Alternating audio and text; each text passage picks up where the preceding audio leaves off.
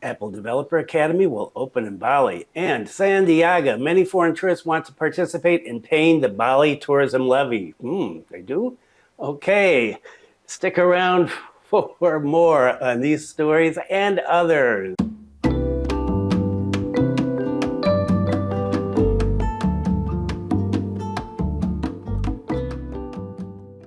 Selamat sore. It's afternoon today.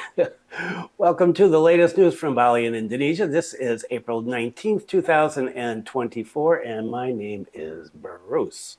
And what is the weather like today? 32 degrees. It is hot and humid, 69%.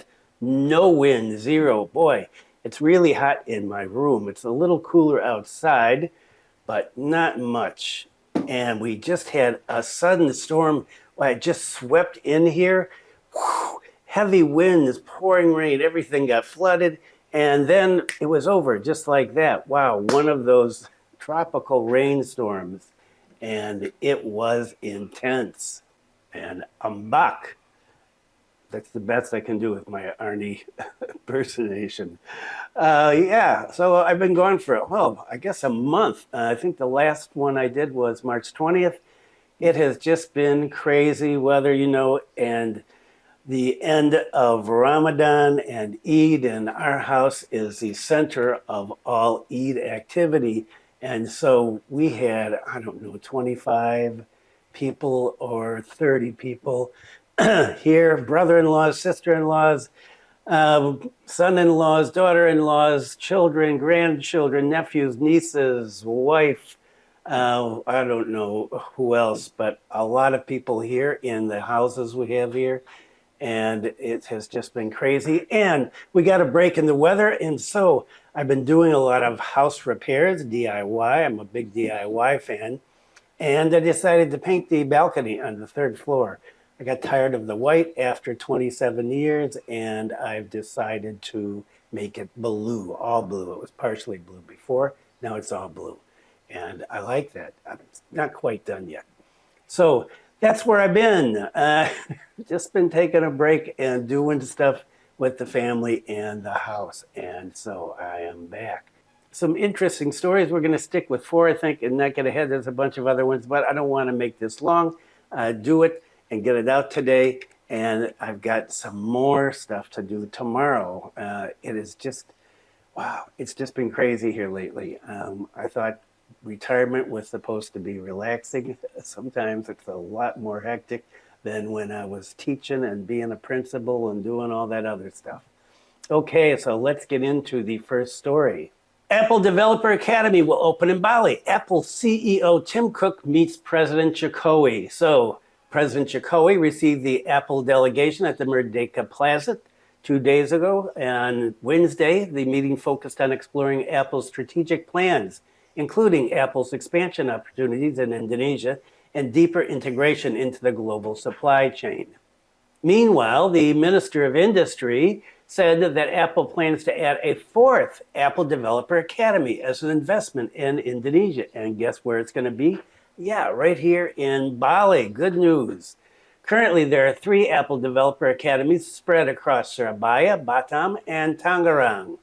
During the meeting, it was said that Pak Jokowi also encouraged Apple to build a manufacturing factory domestically here in Indonesia. The Minister of Industry said that a number of Apple device components were already in Indonesia.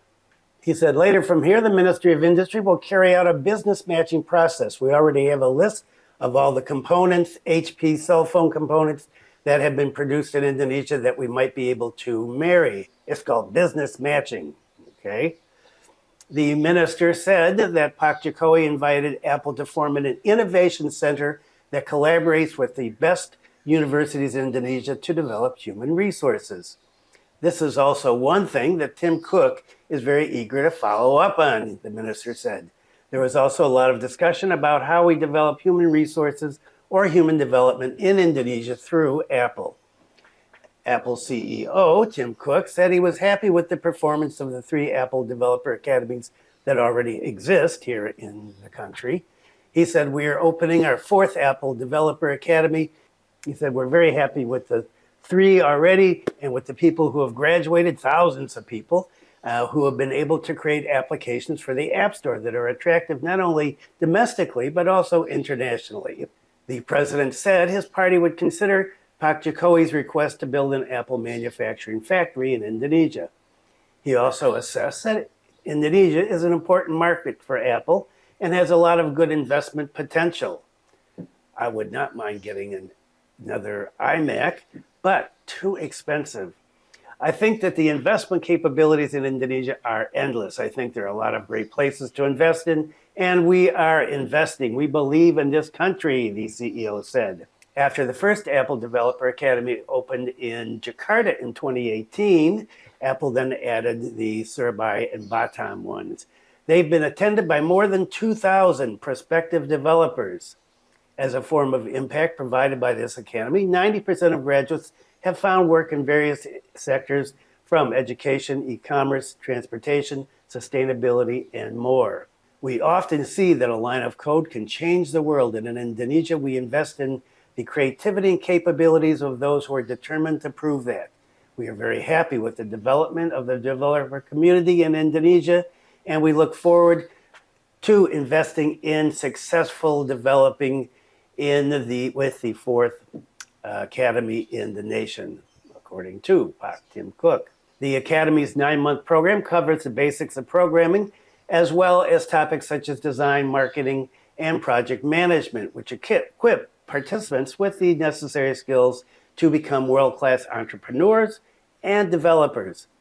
To encourage cultural exchange, the Bali campus will accept applications not only from Indonesia, but from all over the world, regardless of educational experience or programming experience.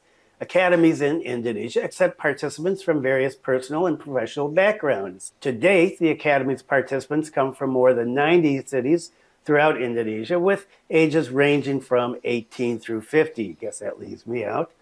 Each of whom brings new ideas and involves their life experiences in designing applications and creating business plans. According to Mary Santoso, a graduate who joined the Academy in 2022 at the age of 38, she founded WonderJack, a neurodiversity-friendly iPad game that trains executive functions and mental processes for children. Inspired by her experience seeing a family member with dyslexia, this iPad app includes calming background music as well as cards and tactile objects so kids can enjoy a stress-free, multisensory learning experience. This team is now collaborating with various educational institutions, including inclusive schools in Surabaya, to research and study the impact of this application. Ibu Mary said, as a stay-at-home mom, Apple Developer Academy helped me transform and focus on my mission to help children who face learning challenges similar to those that my daughter faces. Wow, good for her. She said that at the Academy, she met participants from different backgrounds and those who shared her passion for education and inclusivity. The guidance from mentors helped us hone our problem-solving skills and equipped us with everything we needed to develop WonderJack, an application that aims to maximize the potential of all children, she added. The Academy's curriculum reflects Apple's approach to challenge-based learning, which encourages participants to overcome challenges faced personally, by society, and at the global level, while designing programs inclusively to have a positive impact on the world. So, no information in this article on when this is going to start or where in Bali it's going to be located, but wow, it sounds good. And so let's keep up with that. And as I find more information, I will do some updates. Okay, what's their second story? Well, Pak Sandiaga Uno, of course, he's not going to be the Minister of Tourism and Creative Economy much longer. So what does he have to say today? He says many foreign tourists want to participate in paying the Bali Tourism Levy. Pak Sandiaga said, earlier I received input from the Bali Regional Secretary and the head of the Bali Tourism Office about money that has already been collected. Apart from the evaluation input from those, our tourism members here in Indonesia, Pak Sandiaga also said he met a number of foreign tourists during the time that he was doing a working visit to the United States. He said that he received a lot of input from tourists who wanted to participate and hoped that it would be easy for them to pay digitally. According to him, this is what we will hope for in the future cooperation with the Love Bali site. Meanwhile, the head of Bali Province Tourism Service, Pak Pamayun, said the funds collected from the levy, 61.9 billion rupiahs. Pak Pamayun said the level of compliance is still between 34 and 40% of the daily visits. And regarding the levy tourism payment counter at the domestic arrival gate, Pak Pamayun said this was still in the communication process. Pak Sandiaga has emphasized that funds from the fees from foreign tourists would be able to be used to strengthen waste management in the region, and he wanted this goal to be socialized well so that it becomes a common awareness among tourists, how the money is being used. Pak Sandiaga said that one of the uses of funds is for the construction of a waste bank. It's hoped that this waste bank will be able to strengthen waste management in Bali through reduce, reuse, and recycle patterns. And so only 34 to 40%. I haven't been keeping up on this. I haven't had any incoming comments since I haven't been posting anything, but I don't know. It seems that nobody is forcing anybody to pay when they come in, and I haven't heard of anybody having to pay when they went out, and I don't know if anybody has been asked for proof that you've paid this. If you've gone to some site, one of the temples or hot springs or wherever in Bali where there may be some security people who could be asking questions, as been previously mentioned in an earlier video. So if anybody's had any experience with paying the Bali fee, let me know. Okay, let's get into rabies. And what about in Denpasar? Rabies vaccinations for dogs in Denpasar, only 28%. As of April 17th, 2024, the rabies vaccination coverage in Denpasar City is only 28% of the total population of 82,195 dogs. Well, I wonder how they figured that out. Head of the Denpasar City Agriculture Service said that the vaccination process continues. Vaccination coverage has been targeted at 4 sub-districts. The highest vaccination coverage is in East Denpasar district with 12,080 individuals from a population of 17,000. North Denpasar is next with 10,052 from a population of 23,148. West Denpasar, only 43 of the 17,334 dogs there have been vaccinated. And in South Denpasar, only 16 out of 24,000 have been vaccinated. So he said, we are still doing this in stages. This year, Pak Bayu said the vaccination target is 90% of the estimated population. As of April this month, only 5 dogs in Denpasar City have been found to be rabid. Pak Bayu said residents who brought dogs from outside Denpasar should report to the Agricultural Service to get them vaccinated. Apart from that, dogs imported from outside Denpasar should also be quarantined for 1 or 2 weeks. We have taken steps, he said, such as eliminating dogs that have been in contact and vaccinating areas where rabid dogs are found. Pak Bayu emphasized that up to now there's been no cases of rabies infecting humans in Denpasar City. Meanwhile, if a resident is bitten by a dog, his party is also collaborating with the Rabies Center for treatment. Residents who are bitten by dogs will receive an anti-rabies vaccine 1 to 3 times. If the dog that bites is not rabid, you get 1 shot. If the dog that bites is rabid, you will get 3 shots. And the last story for today is about an accident. And what are we going to take from this story? We're going to make sure you have insurance if you come here, because you never know what's going to happen. A lot of times people will say, you shouldn't rent a motorbike on your own because it's crazy here and there's been so many accidents over the last few months. And well, that's true. And they say, get a driver, but drivers aren't always safe. And so what do we have here? Carrying 2 Indian tourists. The Avanza car overturned when it was about to go to Kelingking Beach in Bali. A minibus carrying tourists rolled over on a footpath located around Kelingking Beach in Nusa Penida on Wednesday, 3 days ago.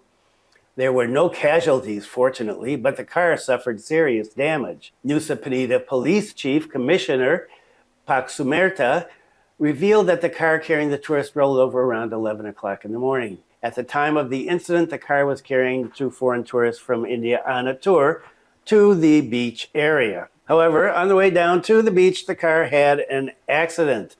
While on the downhill road, the car could not be controlled and ended up overturning. That must have been scary. The incident shocked local residents and other tourists who visited the beach. Pak Sandiaga said, no casualties, but the car's damage is very serious. The windshield of the car was cracked and the top of the car was dented. It was really dented if you look at photos.